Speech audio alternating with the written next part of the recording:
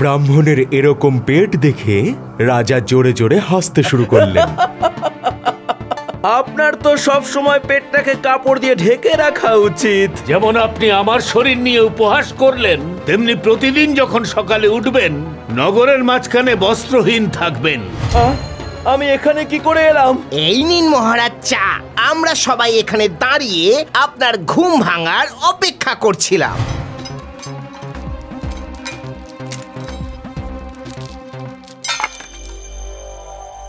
পরের দিন সকালে রাজা বিছানার সঙ্গে বাঁধা নির্বস্ত্র অবস্থায় নগরের মাঝখানে শুয়েছিলেন। মন্ত্রী, মন্ত্রী, খুলুন আমাকে। ব্রাহ্মণের অভিশাপ থেকে মুক্তি পাওয়ার সমস্ত উপায় বিফল হয়ে গেছিল রাজার। প্রতিদিন সকালে নগরের মাঝখানে নির্বস্ত্র অবস্থায় ওঠা রাজার সম্মান ক্ষুণ্ণ করছিল। এই চিন্তাতেই ডুবে থাকা রাজা নির্বস্ত্র অবস্থায় নিজের রাজপ্রাসাদে ঘুরছিলেন। তখনই মন্ত্রী রাজার কাছে আসে। মহারাজের জয় হোক। মহারাজ, আপনি কি আর কোনোদিন পোশাকই পরবেন না? মূর্খ, আমি যদি পোশাক পরেও নি তাহলে কি হবে? পুরো নগরে নির্বস্ত্র রাজা নামে পরিচিত হয়ে গেছি আমি। কিছুই তো বুঝতে পারছি না। আমি পুরো নগরে আর নগরের বাইরেও সব জায়গাতে ব্রাহ্মণ মশাইকে খুঁজেছি, কিন্তু খুঁজে পেলাম না। কোথায় যে গেলেন অভিশাপ দিয়ে? আপনারা কোনো কর্মের নন। হাসার জন্য আমি এত বড় শাস্তি পাবো যাতে সারা জীবন কাঁদতে হবে, সেটা জানলে আমি কখনোই ভুলটা করতাম না।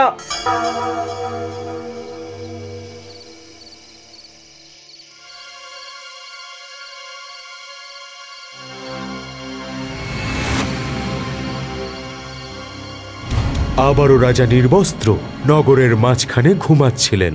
নগরের সকল লোকজন রাজার চারিদিকে দাঁড়িয়ে রাজার ঘুম থেকে ওঠার অপেক্ষা করছিল। মহারাজ, আমাদের অনেক সমস্যা যেগুলো আপনাকে বলতে চাই। বসে সবিস্তারে বলুন, এখান থেকে কোনো গাছের ছায়ায় চলুন। বলুন, কি সমস্যা আপনাদের? মহারাজ, রাজ্যে অনেকগুলো কুয়ো শুকিয়ে গেছে। মিষ্টি জল তো প্রায় পাওয়াই যায় না। জমিতে চাষ করার জন্য সারও পাওয়া যাচ্ছে না। কিভাবে চাষ করব জমিতে মহারাজ? চিন্তা করবেন না, একদম খুব শীঘ্রই আমি সবকিছু সমাধান করে দেব। মহারাজের জয় হোক। মহারাজ, আপনার মহলে যাওয়ার সময় হয়ে গেছে।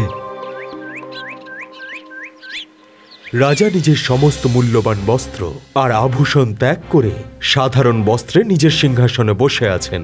তখনই রাজার এই অবস্থা দেখে মন্ত্রী বলে ওঠে, মহারাজ, আপনি এত সাধারণ পোশাক পরে বসে আছেন আর আপনার মুকুটও নেই। ইচ্ছার নেই মন্ত্রী, এই সব কিছু বোঝা মনে হচ্ছে আমার। আজকেই আপনি গিয়ে নগরের সমস্ত সমস্যা দূর করুন। আমি সবকিছু ঠিক করে দেওয়ার প্রতিজ্ঞা করেছি যে। ঠিক আছে মহারাজ। মহারাজের জয় হোক। মহারাজ, আমার মাথায় একটা বুদ্ধি এসেছে এই অভিশাপ থেকে মুক্তি পাওয়ার। আপনার শোয়ার বন্দোবস্ত যদি নগরের মাঝখানে করে দেওয়া যায়, তাহলে একটা তাঁবু খাটিয়ে। আপনি বুঝতে পারছেন না মন্ত্রী মশাই, আপনি যতটা সহজ ভাবছেন এটাকে অতটা সহজ নয়। আমার এখন ঘুমানোর সময় হয়েছে, আপনি যান এখন। যেমন আপনার আদেশ মহারাজ। রাজার স্বভাব পুরোপুরি পাল্টে গিয়েছিল। ওনার কথা বলার পদ্ধতি জ্ঞানী মানুষদের মতো হয়ে গেছিল। পরের দিন রাজা নগরের সেই গাছের তলাতেই বসে, তাও সাধারণ মলিন বস্ত্র পরে, সকলের কাছ থেকে সমস্যার কথা শোনেন। আজ থেকে নগরবাসীর যা যা সমস্যা হবে তার সমাধান এখানেই করব। মহারাজ, আমরা ধন্য হয়ে গেলাম। আপনি প্রতিদিন আমাদের সঙ্গে বসে আমাদের সমস্যার কথা শোনেন। মহারাজ, এই যে আপনার জন্য আমি নিজের হাতে ডালের পকোড়া বানিয়ে এনেছি। আপনি যদি খান তাহলে আমার খুব ভালো লাগবে। যদি আগে থেকেই আমি আমার প্রজাদের এত কাছে আসতে পারতাম, তাহলে এই প্রেম এবং স্নেহ ভালোবাসা থেকে এতদিন আমাকে বঞ্চিত থাকতে হতো না। মহারাজের জয় হোক। মহারাজের জয় হোক। মহারাজ, ভোজন ঠিক আছে তো? কিছু কম হয়নি তো? না, সব ঠিক আছে। ভোজনে কোনো কিছু কম হতেই পারে না। কম তো আমাদের অন্তরের মধ্যে রয়েছে, মনের পরিতৃপ্তির ক্ষেত্রে হয়, যা আমাদের লোভী করে তোলে। ভোজন তো আমাদের শক্তি দেয়, জীবন ধারণের জন্য বুদ্ধি দেয়। আর এখন থেকে আমার ভোজনও সাধারণ হবে, সাত্ত্বিক এবং শুদ্ধ। আজ্ঞে মহারাজ। রাজার এই পরিবর্তিত রূপ মন্ত্রী কিছুতেই বুঝতে পারছিল না। সে বুঝতে পারছিল না যে রাজা এত দান পুণ্যকর্ম কেন করছে, প্রজাদের জন্য এত ভালোবাসা রাজার মনে উদয় হলো কেন। মহারাজ, আপনি এর আগে তো প্রজাদের প্রতি এত ভালোবাসা দেখাননি। আপনি তো 2 হাত ভরে ধন দান করছেন। এত ভালোবাসা, এত সম্মান। এইসব লোক দেখানো নয় মন্ত্রী, নিজের প্রজার খেয়াল রাখাই রাজার প্রকৃত ধর্ম।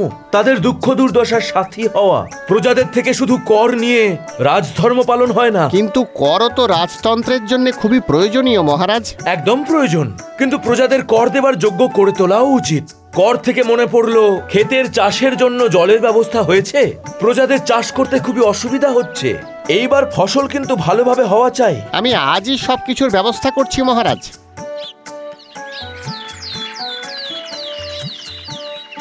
মহারাজ, মহারাজ, আমাকে সহায়তা করুন, আমাকে এই বিপদ থেকে রক্ষা করুন। কি হয়েছে?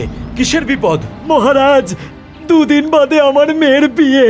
আমার বাড়িতে আগুন লেগে গেছে মহারাজ, সব পুড়ে গেছে। শুধু এই পরিস্থিতির সম্মুখীন হওয়ার জন্য আমি আর আমার পরিবারই বেঁচে আছি। তার জন্য আপনি শোক করবেন না, সব ঠিক হয়ে যাবে। মন্ত্রী মশাই, 2 দিনের মধ্যে ওনার বাড়ি নির্মাণ হয়ে যাওয়া চাই। প্রয়োজনীয় সমস্ত জিনিসপত্র যেন ওনার বাড়িতে থাকে। বিয়েতে যদি কোনো রকম সমস্যা হয় তাহলে আমাদের এবং রাজ্যের অপমান হবে। যথাজ্ঞা মহারাজ। মনে হচ্ছে মহারাজের মাথায় অভিশাপের ভাবনাই চলছে। উনি গরিবদের এত সাহায্য করছেন যে আমার তো ভয় হচ্ছে কোন দিন না আমাদেরই গরিবদের দান করে দেন।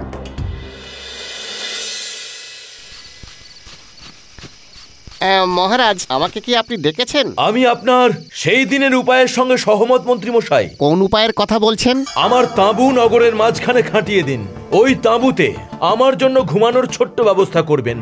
মহারাজ, আপনি আমায় একটু সময় দিন, আমি তাঁবুকে মহলের মতো বানাবো। লোক দেখানো কাজ করবেন না মন্ত্রী মশাই। একটা ছোট জায়গার ব্যবস্থা করুন যেখানে মাটিতেই আমি আমার বিছানা করে ঘুমাতে পারবো। আর শুধুমাত্র একটা কাপড়ের তাঁবু চাই। কিন্তু আপনি আমি সকালবেলা ঘুম থেকে উঠে আবার প্রাসাদে ফিরে আসবো আমার কার্য সম্পাদন করবার জন্য। যেমন আপনার আদেশ মহারাজ।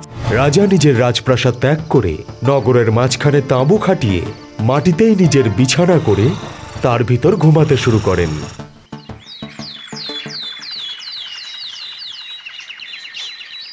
প্রণাম মহারাজ।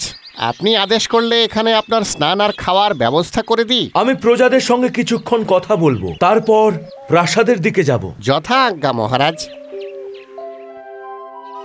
মহারাজ, আপনার সাথে যতদিন আলাপ হয়নি ততদিন সত্যিই বুঝতে পারিনি আপনি মনের দিক থেকে এত ভালো। আরে, যদি অভিশাপ না থাকতো তাহলে এখানে তোমরা মহারাজের টিকিটাও পেতে না, বুঝেছো? মহারাজ, আপনি আমার নাতনির বিয়েতে আসবেন। আমি চাই প্রথম নিমন্ত্রণ আপনাকে করতে। আপনার নাতনির বিয়েতে আমি অবশ্যই আসবো। আজকে নাতনির বিয়ে, তারপরে আবার নাতনির সন্তানের বিয়ে, তারপর তাদের সন্তানের। মহারাজ একটু ভালো মানসিকতা দেখাতেই তার সুযোগ নেওয়া শুরু হয়ে গেছে। মহারাজ, আমারও একটা সমস্যা আছে। বলুন, আমি থাকতে কিসের সমস্যা? মহারাজ, গ্রামের জমিদারের কাছে আমার জমিটা বন্ধক দেওয়া আছে। আমি আমার সংসার জমি থেকেই চালাতাম। এখন আমার অনাহারের মতো অবস্থা হয়ে গেছে মহারাজ। মন্ত্রী মশাই, ওনার জমির যে দাম হয় সেই টাকা শোধ করে জমিটাকে ছাড়িয়ে আনুন। ঠিক আছে মহারাজ। অভিশাপ ছিল বস্ত্রহীন হয়ে যাওয়ার, কিন্তু মহারাজের বুদ্ধি ভ্রষ্ট হচ্ছে কি করে? হে প্রভু, নির্ধন হওয়ার থেকে বাঁচান মহারাজকে। রাজা নিজের সিংহাসনের উপর একটা সাধারণ ধুতি পরে বসে আছেন। ওনার হৃষ্টপুষ্ট সুন্দর শরীর বস্ত্রহীন হয়েও শোভা বাড়াচ্ছে। সিংহাসনের উপর বসে জ্ঞানী রাজা সকলের সঙ্গে কথা বলছেন। তখনই একজন নারী কাঁদতে কাঁদতে রাজদরবারে আসে। মহারাজ, মহারাজ, আমার স্বামীর 2 দিন ধরে খুব জ্বর। আরে মহারাজ কি বৈদ্য নাকি? মন্ত্রী মশাই, ওনার কথা সম্পূর্ণ হতে দিন। আপনি বলুন। 2 দিন ধরে আমার স্বামীর খুব জ্বর। সব ঘরোয়া টোটকা ব্যবহার করেছি, কিন্তু কোনো উপশম হচ্ছে না। মহারাজ, আমার স্বামীকে বাঁচান। মন্ত্রী মশাই, এক্ষুনি আমাদের প্রধান বৈদ্যকে নিয়ে গিয়ে ওনার স্বামীর চিকিৎসা করান। আর হ্যাঁ, আজ থেকেই গ্রামেতে ঔষধালয়ের কাজ শুরু হওয়া চাই, যাতে গ্রামেতে যথাসময়ে রোগের চিকিৎসা হয়। যথাজ্ঞা মহারাজ। মহারাজের জয় হোক, মহারাজের জয় হোক, মহারাজের জয় হোক, মহারাজের জয় হোক, মহারাজের জয় হোক, রাজা গাছের নিচে বসে নিজের প্রজাদের সঙ্গে কথা বলছেন। রাজা এখন সম্পূর্ণভাবে পাল্টে গেছেন। রাজার কর্তব্য কি সেটা উনি জেনে গেছেন। উনি রাজতন্ত্র বুঝে গেছিলেন। ওনার চোখে জ্ঞানের জ্যোতি দেখা যাচ্ছিল। রাজা নিজের প্রজাদের সমস্যা মেটাতে ব্যস্ত ছিলেন। তখনই ওনার সামনে সেই ব্রাহ্মণ এসে উপস্থিত হয়, যার অভিশাপ ওনাকে পাল্টে দিয়েছিল। কেমন আছেন মহারাজ? বস্ত্রহীন জীবন কেমন চলছে? হে ব্রাহ্মণ দেব, আপনাকে কোথায় না খুঁজেছি আমি আমার কার্যের জন্য প্রায়শ্চিত্ত করতে চাই। আমাকে ক্ষমা করবেন ব্রাহ্মণ দেব, আমি মূর্খ ছিলাম, অজ্ঞানী ছিলাম প্রভু। ঠিক আছে মহারাজ, আপনি আপনার কর্মের জন্য অনুতপ্ত, আপনি আপনার ভুল স্বীকার করেছেন। আপনার কল্যাণ হোক। আমাকে সেই জ্ঞান দিন ব্রাহ্মণ দেব, যেটা আপনি সেই দিন দিতে এসেছিলেন। কোন জ্ঞানের কথা বলছেন? জ্ঞান তো আপনার হয়েই গেছে। যে রাজা সব সময় নিজের প্রজাদের কথা ভাবে, তাদের সুখ দুঃখের কথা চিন্তা করে, নিজের সিংহাসনে বসে ন্যায় বিচার করে, নিজের অলংকার নিজের মুকুটের কথা চিন্তা না করে সাধারণভাবে থাকে, যে রাজতন্ত্র আর প্রজাতন্ত্রকে বুঝে ফেলেছে, তার আর অন্য জ্ঞানের কি প্রয়োজন? যে জ্ঞান আমি আপনাকে দিতে এসেছিলাম তা আপনি পেয়ে গেছেন। আপনি সেই অভিশাপ থেকে আগেই মুক্ত হয়ে গেছেন। আমি কি তাহলে এবারে বস্ত্র পরতে পারি ব্রাহ্মণ দেব? হ্যাঁ মহারাজ, কিন্তু এই জ্ঞানকে কখনোই ভুলে যাবেন না। আপনার দেওয়া এই শিক্ষা এবার আমার সঙ্গে অন্তিম মুহূর্ত অবধি থাকবে ব্রাহ্মণ দেব। কল্যাণ হোক বৎস।